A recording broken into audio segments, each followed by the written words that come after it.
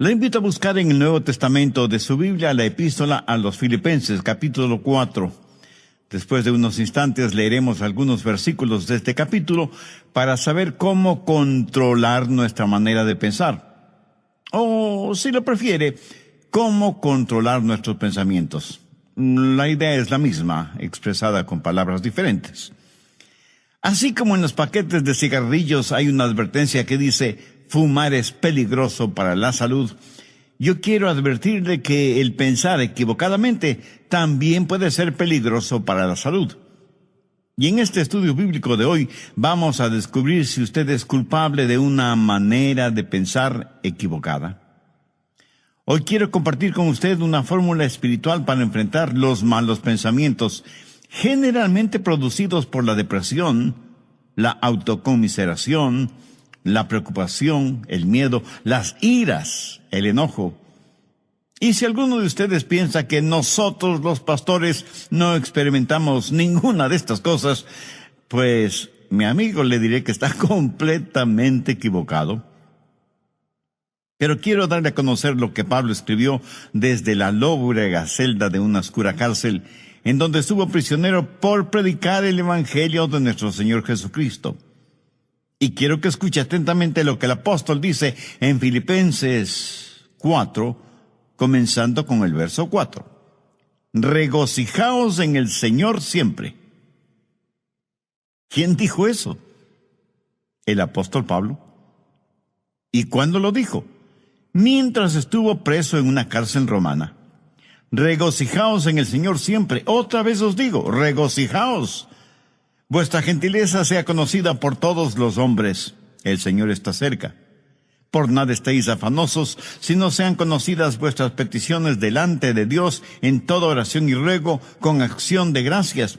Y la paz de Dios, que sobrepasa todo entendimiento, guardará vuestros corazones y vuestros pensamientos en Cristo Jesús. Recuerde que estamos hablando de cómo controlar sus pensamientos, cómo controlar su manera de pensar. El apóstol Pablo en el verso 7 dice: y la paz de Dios, que sobrepasa todo entendimiento, guardará vuestros corazones y vuestros pensamientos en Cristo Jesús. Pero ahora deseo que preste mucha atención a lo que dice el verso 8. Por lo demás, hermanos, todo lo que es verdadero, todo lo honesto, todo lo justo, todo lo puro, todo lo amable, todo lo que es de buen nombre, si hay virtud alguna, si algo digno de alabanza, en esto pensad. La Biblia dice que un hombre es lo que piensa. Por lo tanto, ¿cómo proteger sus pensamientos? ¿Cómo resguardar su manera de pensar de la influencia de los pensamientos impuros y pecaminosos que prevalecen en nuestro mundo actual? Una persona no salva es una persona que tiene una mente ciega. El Dios de este mundo ha cegado la mente de los incrédulos. Por naturaleza todos tenemos lo que la Biblia llama una mente carnal, y mientras tenemos esa mente carnal, estamos en guerra contra Dios. Así que para controlar nuestros pensamientos y nuestra manera de pensar, ¿qué es lo primero que debe suceder? Pues que nuestra mente carnal sea convertida.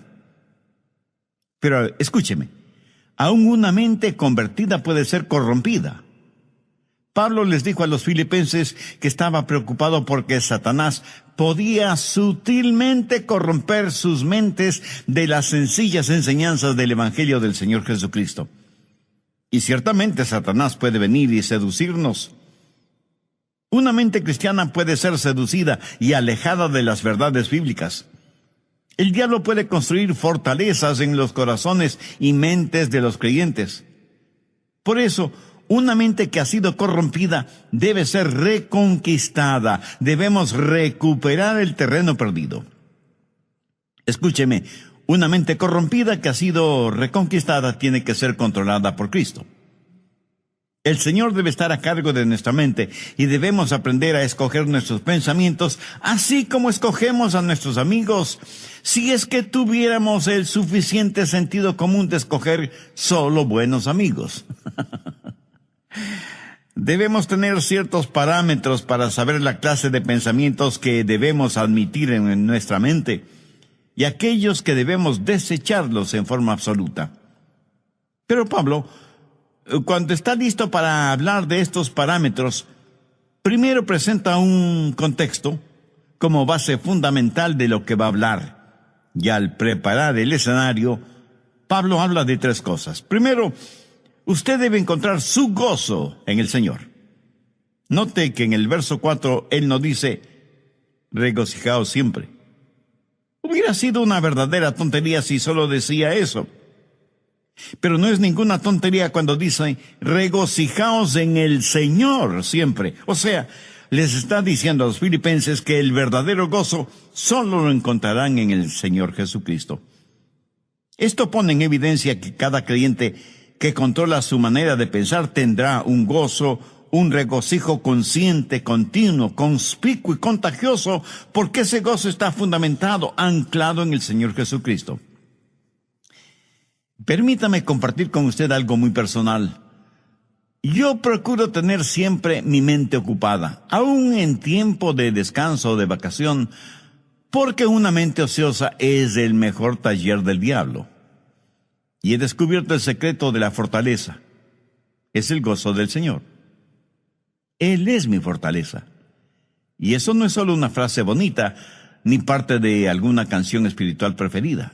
Es la realidad. El Señor es mi fortaleza. Hay veces cuando dejo mi oficina y vengo a grabar estos mensajes radiales y estoy física y mentalmente cansado. Y me detengo y digo, Señor Jesús, te amo.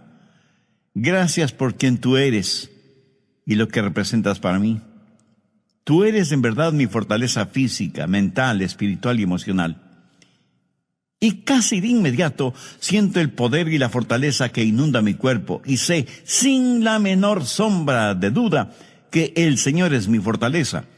Y por eso me regocijo siempre en el Señor. Por favor, busque Juan 15:11. Estas cosas os he hablado para que mi gozo esté en vosotros y vuestro gozo sea cumplido. De paso, quiero decir que el gozo en Jesús es el único gozo que permanece. Si su gozo depende de alguna otra persona o de alguna cosa, ese es un gozo pasajero que no permanece, que alguien o algo puede quitárnoslo. Yo me alegro de que el gozo de Pablo no era porque estaba en libertad, porque le hubiera sido completamente fácil decir que estaba gozoso si tenía libertad. Pero él dijo que tenía pleno gozo estando en la cárcel. Así que no tenga su gozo de las circunstancias. No pretende encontrar su gozo en las diversiones. No espere encontrar gozo genuino en los negocios. Ni se engañe creyendo que el verdadero gozo está en tener amigos, aunque sean buenos amigos. Tampoco el tener buena salud es fuente de gozo verdadero. Todas estas cosas que he mencionado le pueden proporcionar ciertas alegrías pasajeras, pero nunca un gozo genuino y verdadero. El único manantial de gozo profundo y permanente es el Señor Jesucristo. Regocijaos en el Señor siempre. Otra vez digo, regocijaos. Segundo, recuerde que Dios siempre está cerca. Reconozca la presencia de Dios continuamente. Pablo en el verso 5 de Filipenses 4 dice, vuestra gentileza sea conocida de todos los hombres, el Señor está cerca. Escúcheme, la expresión el Señor está cerca no es en referencia a la segunda venida de Cristo, sino que describe la realidad de lo que Pablo estaba experimentando en esa prisión romana. Y él dice, el Señor está aquí, conmigo, aún en esta celda. En Juan 14:16, el Señor Jesús dijo, y yo rogaré al Padre, y os dará otro consolador, para que esté con vosotros para siempre. La forma de tener una saludable actitud mental es encontrando gozo en el Señor y estar consciente de la constante presencia de Dios. Cuando usted hace esto, lo maravilloso es que Jesús le ayuda a llevar sus problemas. Es como si Pablo estuviera diciendo, aunque estoy aquí en la prisión, el Señor Jesús está conmigo. ¿Sabe? El Señor Jesús no vino para sacarle de los problemas, sino para vivir esos problemas con usted. ¿No es eso maravilloso? El otro día estuve leyendo acerca de unos prisioneros en la época de José Stalin en Rusia, cuando perseguían ferozmente a los cristianos y los mataban. Un grupo de 20 cristianos estaba reunido en un edificio cuando Stalin, al frente de un pelotón de soldados, entró en el recinto y comenzó a hacer una lista de quienes estaban reunidos allí. Un oficial vino y le informó que había 30 personas. Entonces uno de los cristianos dijo: oficial, está equivocado. Estamos aquí 31 personas porque Jesús está aquí con nosotros. Hermoso, ¿no le parece? Tercero, rehúse el preocuparse por todo. Filipenses 4:6. Por nada estéis afanosos, sino sean conocidas vuestras peticiones delante de Dios en toda oración y ruego, con acción de gracias. ¿Lo captó? Por nada estéis afanosos. En el original griego esta frase conlleva la idea de algo que se desgarra. Y eso es exactamente lo que la preocupación hace, nos desgarra interiormente. En un lado está el temor y en el otro lado está la esperanza, y usted se encuentra exactamente en la mitad. ¿Qué es lo que Pablo dice? Por nada estéis afanosos. En varias de sus enseñanzas, el Señor Jesucristo dejó muy claro que no valía la pena el vivir lleno de preocupaciones. Con las preocupaciones, nadie ha podido añadir ni un solo centímetro a su estatura, ni ha podido solucionar algún problema, o disminuir una carga, o secar una lágrima. La preocupación, mi amigo, no tiene ningún valor y además es una gran pérdida de tiempo. Consume nuestras energías. La preocupación no sirve absolutamente para nada. La preocupación no quita la incertidumbre del mañana, pero sí succiona la energía de hoy y cubre con sus oscuras nubes el brillo del sol de hoy. Jesús dijo que son los paganos los que se preocupan desmedidamente por todo, y que nosotros como hijos e hijas de Dios no debemos ser como ellos porque Dios cuida de nosotros. Pablo se prepara para decirnos cómo proteger nuestros pensamientos y por eso pone como trasfondo el gozo del Señor, para que reconozcamos que Cristo siempre está con nosotros, para que dejemos de preocuparnos desmedidamente por todo. ¿Pero cómo hacerlo? Por nada estéis afanosos, si no sean conocidas vuestras peticiones delante de Dios en toda oración y ruego con acción de gracias. ¿Tiene usted algún problema que lo considera como un gran problema? Deseo que este mismo momento piense en el problema más grande que usted está enfrentando en la actualidad. ¿Ya lo tiene en su mente? Bien.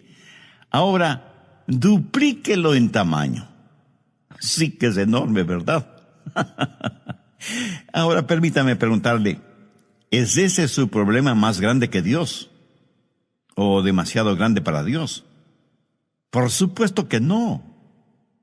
Véalo a la luz de Dios, recordando que para Dios no hay nada imposible. Y si usted puede orar por las cosas grandes, eso quiere decir que también puede orar por las cosas pequeñas.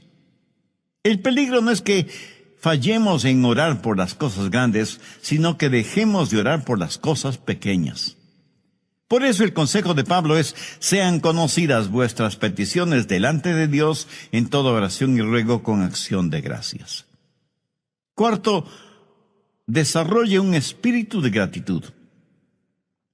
Esto es en preparación para que usted pueda revisar su manera de pensar. Puede evaluar sus pensamientos para saber si los deja o no entrar en su corazón y en su mente. Tenga un espíritu de gratitud. Ore acerca de todo y dé gracias a Dios por todo, lo grande y lo pequeño, lo que es importante y lo que parece insignificante. Deje que sus peticiones sean conocidas delante de Dios. No sé si se habrá dado cuenta, Pero muchas veces nos quejamos cuando no deberíamos hacerlo. Déjeme contarle lo siguiente. Hace algún tiempo ya viajaba en el automóvil de un amigo. Él iba manejando y yo le iba contando que nuestros hijos, unos estaban en una escuela privada, otros en el colegio y otros en colegios cristianos. Y me quejaba por el altísimo costo de la educación de nuestros hijos. Mi amigo me escuchaba y me observaba. De pronto dijo: daría cualquier cosa en el mundo si es que mi hijo pudiera ir al colegio. Y pensé, qué espíritu de ingratitud el mío. Mi amigo tenía un hijo rebelde, lo que generalmente decimos una oveja negra. Mi amigo estaba dispuesto a pagar cualquier cosa con tal que su hijo quisiera ir a estudiar. Y aquí estaba yo quejándome amargamente de cuán cara era la educación de mis hijos. Paradójico, ¿no le parece? ¿Alguna vez se ha quejado porque tiene que lavar o secar los platos? Hay muchas personas en muchos países del mundo que les gustaría tener platos aunque fueran sucios. ¿Me escuchó? Quiero decir que los platos sucios son una señal de que usted tuvo algo en qué comer. Una cuchara, un tenedor, cuchillo para comer. Mi amigo, hay millones de personas que usan sus manos, sus dedos para comer y ni siquiera tienen agua para lavarlas después. Hay que saber cultivar un espíritu de genuina gratitud hacia Dios. Ahora, todo esto no es más que el escenario para saber cómo controlar sus pensamientos. Es como el estar en un aeropuerto y pasar por los controles de seguridad que tienen sensores para detectar cualquier objeto que pudiera considerarse peligroso o algunas sustancias prohibidas que algunas personas tratan de pasar de contrabando. Los servicios de seguridad en los aeropuertos no permitirán que usted se embarque en un avión llevando esas cosas prohibidas.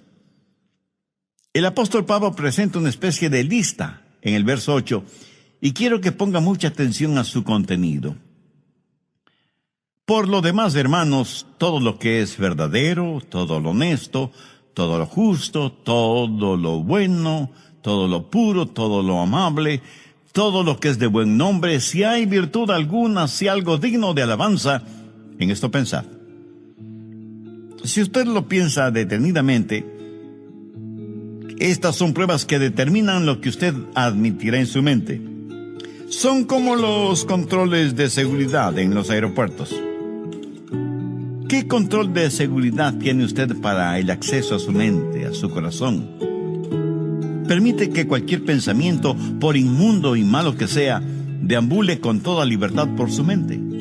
Estamos estudiando el tema cómo controlar su manera de pensar, basado en la epístola de Pablo a los Filipenses, capítulo 4, y los versos del 4 al 8.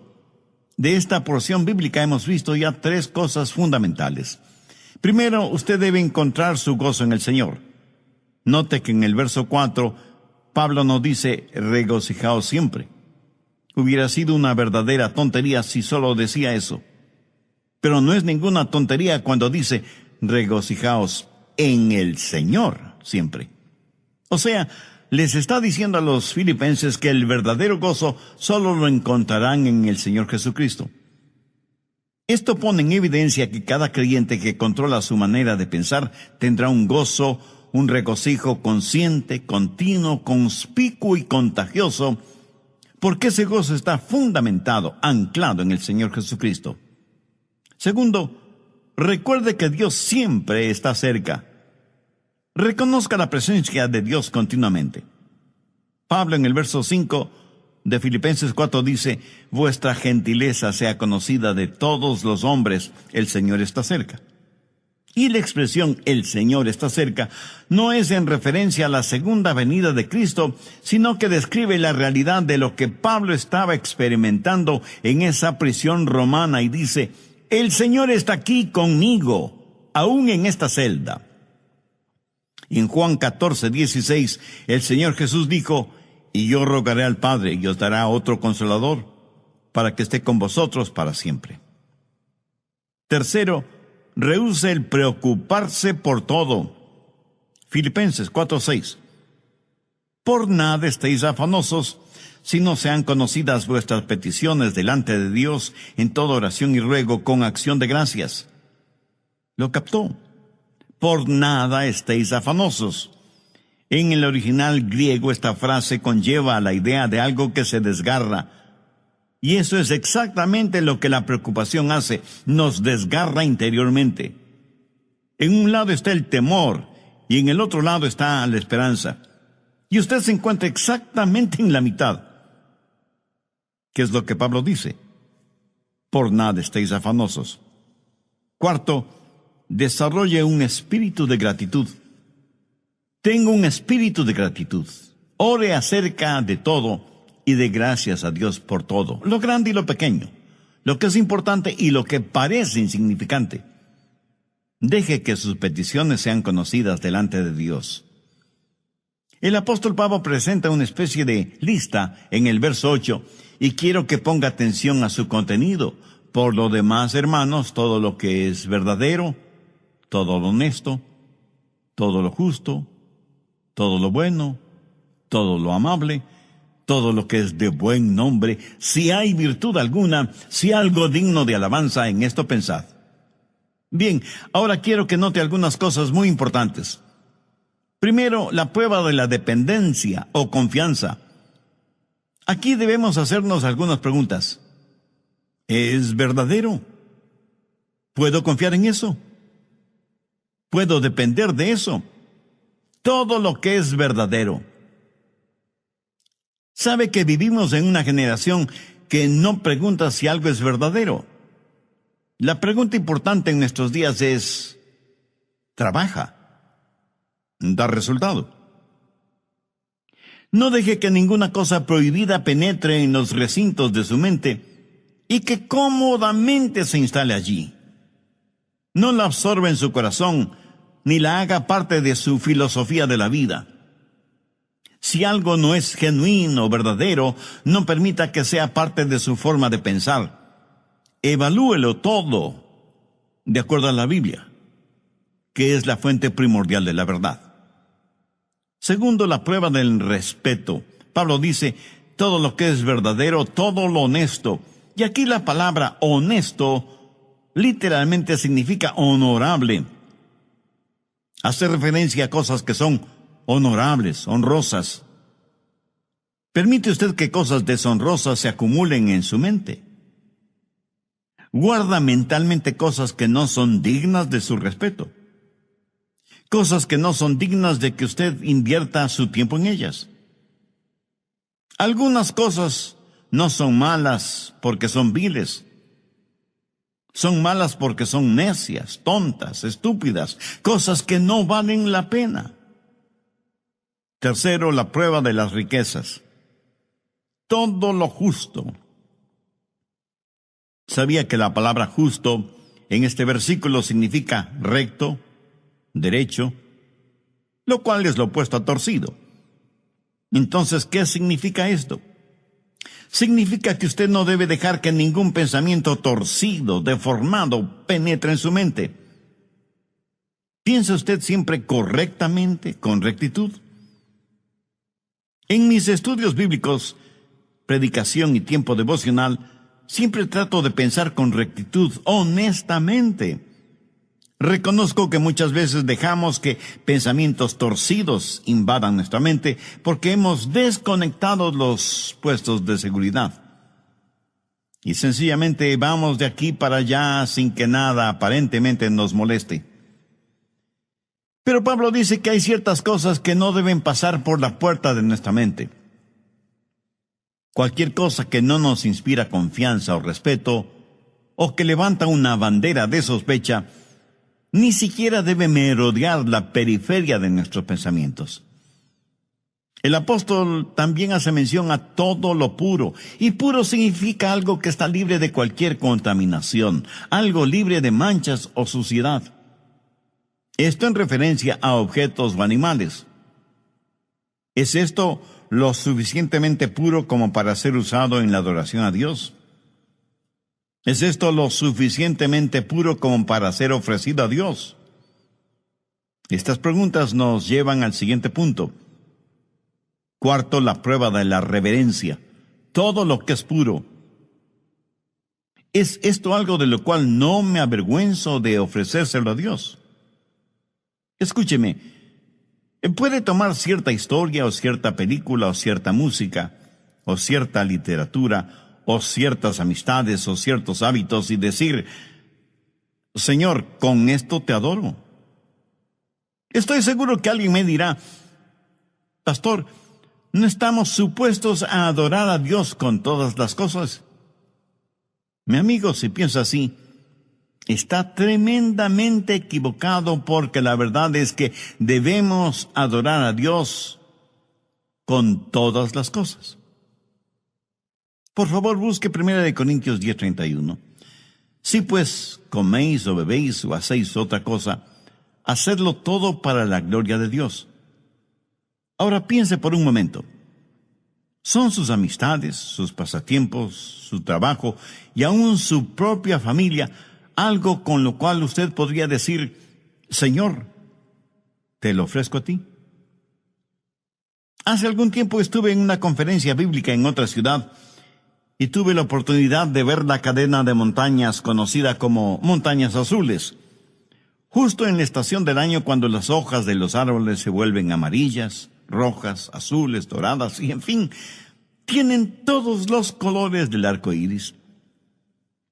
Mi esposa y yo nos quedamos asombrados y maravillados de ver la creación de Dios en toda su espléndida belleza. Y me acuerdo que dije, Señor, esta es una extraordinaria experiencia que me mueve a adorarte más y más. Este buen tiempo que nos permites tener, este regocijo espiritual interno, esta belleza que nos rodea, que proviene de ti, todo te lo dedico a ti porque no solo está lleno de armonía y de encanto, sino de inmaculada pureza. Señor, tú eres digno de nuestra adoración. Amigo, escúcheme. Si cualquier cosa que usted hace no pasa la prueba de la reverencia, o sea, no es algo que pueda ofrecerle a Dios, no se atreva a insultar a Dios presentándosela.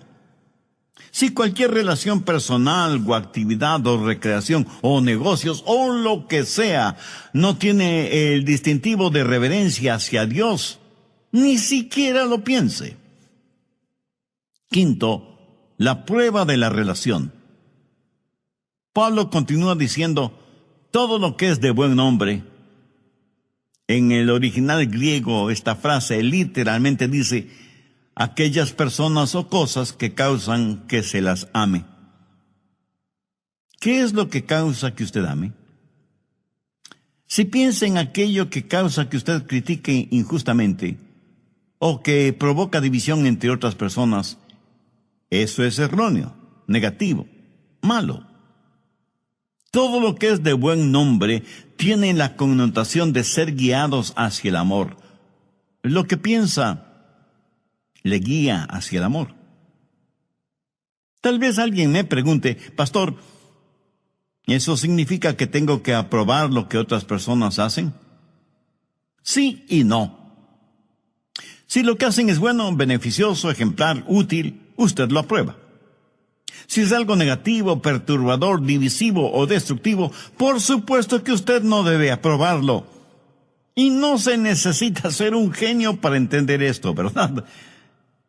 Pero el que no apruebe lo que otras personas hacen, por la razón que sea, eso no significa que no debe amarlas.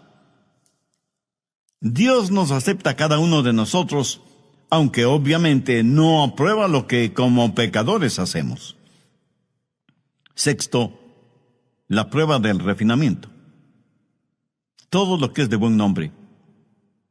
Esto hace referencia a algo de categoría, buena educación, refinamiento, algo que es bueno sin mayores explicaciones.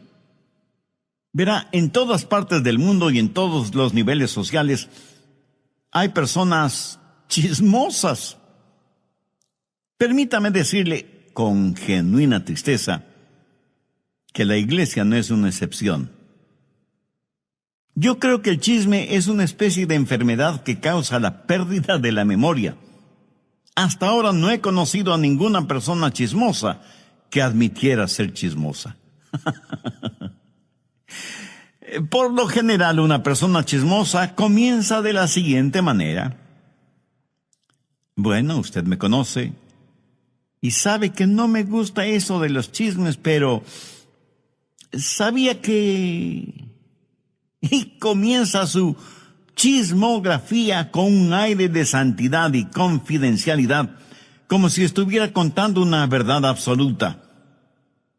¿Conoce usted a personas así? Ahora, si una persona hace algo y no sabe que lo ha hecho, debo pensar que esa persona tiene un tornillo suelto en su cerebro. Lo triste es que hay personas a quienes les gusta, les deleita el escuchar cosas que no son de buen nombre, relacionadas con otras personas. La gente usa sus oídos como tarros de basura y luego se sorprenden de que los demás siempre estén botando basura verbal en sus oídos. Y la gente bota basura en sus oídos porque sabe que a usted le gusta escuchar esa basura. Y por eso usted sabe de todo el lodo moral, emocional y espiritual que hay en su barrio. En lo negativo, usted sabe todo de todos. La clase de personas que son los nuevos vecinos, que a determinada jovencita ya no se la ve porque está embarazada sin haberse casado, y sus padres, para evitarse la vergüenza, la mandaron a vivir con sus abuelos, que viven muy lejos. Que el hijo de los Pérez está preso por manejar en estado alcohólico, etcétera, etcétera. Y la gente permite que todos estos malos pensamientos tomen residencia en su corazón y su mente. Pablo, al finalizar este tema, dice: si hay virtud alguna, si algo digno de alabanza, en esto pensad. Esto es tan sencillo y sin embargo tan maravilloso. Usted en forma absoluta puede reconquistar, recuperar el terreno perdido si reconoce que hay virtud y que es algo digno de alabanza el pensar en todo lo que es verdadero, en todo lo que es honesto, en todo lo que es justo, en todo lo que es puro, en todo lo que es amable y en todo lo que es de buen nombre. Tal vez lo que voy a decir será como llover sobre mojado, pero tengo que decirlo. Usted no tiene que pensar en ninguna cosa que no quiera pensar. Pero escúcheme, usted debe pensar en algo. Usted no puede controlar su vida mental poniendo a su mente en neutro. Debo pensar en algo. Y si no piensa en algo correcto, le aseguro que pensará en algo incorrecto. Si usted no está pensando en algo bueno, tenga la certeza de que terminará pensando en algo malo. La fórmula para no tener malos pensamientos no es tratando de no tener malos pensamientos. Por ejemplo, trate de no pensar en un submarino ahora mismo. ¿Está seguro que no está pensando en un submarino en este mismo instante? Bien, la única forma para no pensar en un submarino en este momento no es tratando de no pensar en un submarino, sino tratando de pensar en algo diferente. Y las personas que están tratando de no pensar en un submarino, están pensando en el submarino acerca del cual tratan de no pensar. Qué interesante, ¿verdad? El apóstol Pablo, escribiendo a los hermanos, a la iglesia en Roma, les dijo: no seáis vencidos de lo malo, sino vence con el bien el mal. Deje que los buenos pensamientos inunden su mente y mantenga su corazón y su mente enfocados en el Señor Jesucristo. En Filipenses 4:7 leemos: y la paz de Dios, que sobrepasa todo entendimiento, guardará vuestros corazones y vuestros pensamientos en Cristo Jesús. Es casi